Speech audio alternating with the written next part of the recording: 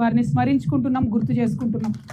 అదేవిధంగా తెలంగాణ ఉద్యమకారులు ఎవరైతే తమ ఉద్యోగాలను వదిలిపెట్టి తమ ఆస్తులు నమ్ముకొని మరొక స్వతంత్ర సమరయోధుల్లాగా, మరొక స్వతంత్ర పోరాటంలాగా తెలంగాణ రాష్ట్ర సాధన కోసం పనిచేసినటువంటి ఉద్యమకారులందరికీ కూడా హృదయపూర్వకంగా ఉద్యమాభివందనాలు, సల్యూట్ తెలియజేసుకుంటా ఉన్నాం. మరి వాళ్ళ మొత్తం తెలంగాణ ఉద్యమానికి కూడా ఒక దిక్సూచిలాగా ఉండి తెలంగాణ ఉద్యమానికి మంచి సైద్ధాంతిక ప్రాతిపదికనిచ్చినటువంటి ప్రొఫెసర్ జయశంకర్ గారిని ప్రత్యేకంగా తలుచుకుంటా ఉన్నాం. వారిని గత 12 సంవత్సరాలుగా మనము హైదరాబాదులో విగ్రహం పెట్టి గౌరవించుకోలేకపోయినాం. మనము తెలంగాణ జాగృతి సంస్థగా 4 జిల్లాల్లో జయశంకర్ సార్ విగ్రహాలు పెట్టుకుంటూ వారిని గుర్తు చేసుకుంటూ వారి పుట్టినరోజు నాడే తెలంగాణ జాగృతి యొక్క ఆవిర్భావ దినోత్సవంగా చేసుకుంటూ వారి స్మృతులను ఈ తెలంగాణ ప్రజలు ఎన్నటికీ కూడా మర్చిపోకుండా మన సంస్థ కాపాడుకుంటూ వచ్చింది. అందుకనే తెలంగాణ జాగృతి నుండి ప్రభుత్వానికి మేము ఒక విజ్ఞప్తి చేసినాము. ఇవాళ మరొకసారి మేము ఆవిర్భావ దినోత్సవ సందర్భంగా తెలంగాణ ప్రభుత్వానికి రాసినటువంటి లేఖలు, ఇచ్చినటువంటి డిజైన్లను చూపిస్తూ ఉన్నాను. నేను ప్రొఫెసర్ జయశంకర్ గారి విగ్రహాన్ని ఈ విధంగా చేసి కనబడండి, మీడియాలో చేయలేదు, ఈ విధంగా ఉండాలి అని చెప్పి మేము ఇప్పుడు కాదు 2014 నుండి ప్రయత్నం చేస్తూ వచ్చినాం. ఆనాటి ప్రభుత్వం పట్టించుకోలేదు. 2017లో ప్రత్యేకించి మున్సిపల్ శాఖకు ఉత్తర ప్రత్యుత్తరాలు జరిపి మరి ఈ ప్లేస్ను, ఈ ప్లాన్ను అన్నిటినీ కూడా ఇవ్వడం జరిగింది.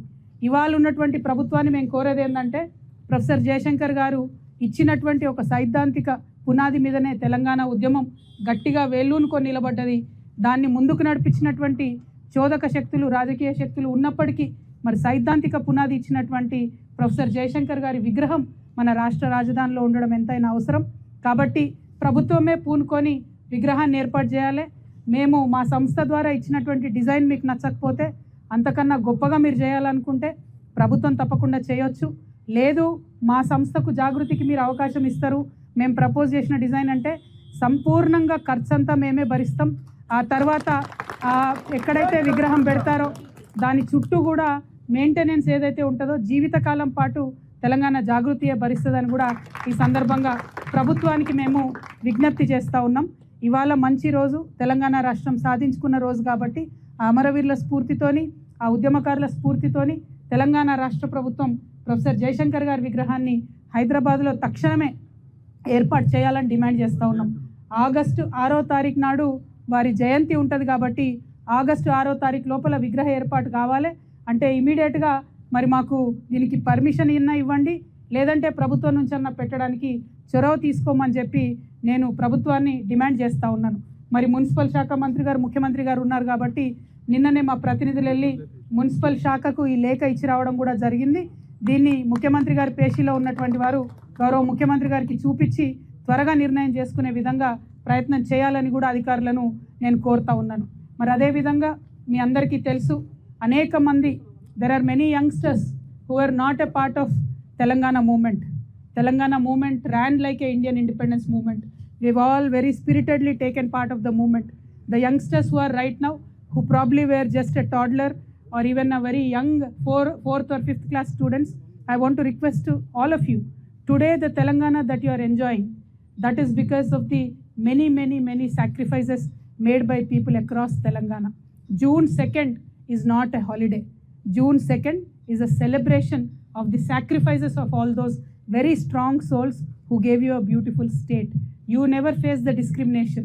You were never heckled for speaking in your own dialect. You were never heckled.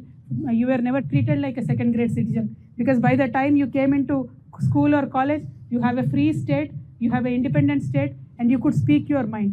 But I want to appeal to the youngsters that one should know their history, because knowing history is not living in the past, but it is understanding the cost of the present. That way you can in a much more deeper way, you can appreciate what we have. I am requesting all the Telangana youngsters to very actively participate in June 2nd, celebrate our state formation. It is as important as August 15th. అదేవిధంగా మరి వాళ్ళ గౌరవ ముఖ్యమంత్రి గారు ఇచ్చినటువంటి స్పీచ్లో మేమందరం ఎదురు చూడడం జరిగింది.